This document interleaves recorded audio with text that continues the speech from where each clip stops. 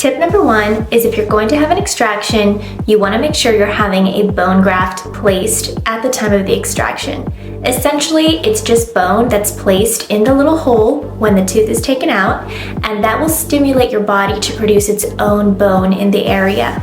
You need to have a very healthy amount of bone in the area if you want to have an implant placed there. An implant is a metal screw that's placed in the bone. I want you to imagine placing a metal screw into a solid wood stud versus placing a screw into IKEA furniture. No offense, IKEA, we love you, but it's sawdust. The strength and the quality of that bone is what's going to prevent your implant from getting loose and failing over time. There are a lot of different factors that can affect that, but as a general consensus, having nice dense bone in the area, you're already one step further to success. Tip number 2, if you want to consider a dental implant, is to stop smoking. Majority of dentists will not place an implant on a patient who smokes because you have a very hard time healing. That's why when you go for any major surgery, they tell you that you can't smoke for at least 2 weeks before.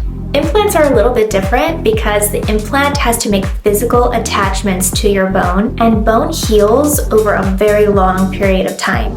When you break a bone, you're in a cast for a long time. So if you really want an implant and you want this implant to last you a really long time, you have to commit to giving up smoking before the surgery and during the period of your healing. We can place that implant for you, but you're the one that's going to suffer if you can't give up the smoking and that implant fails. The third tip is to not wait too long to get your implant after you've had your tooth extracted. There is a certain amount of time that you have to wait in order for your bone to heal and be healthy enough to support the implant.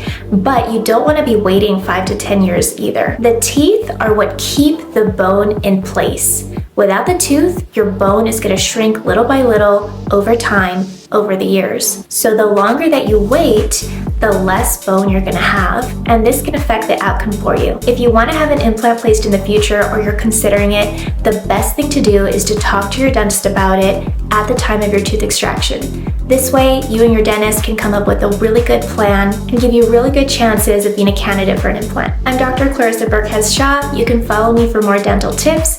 Check out my YouTube channel. I have very in-depth explanations to several of your dental questions. Leave me a comment for what you'd like to see next.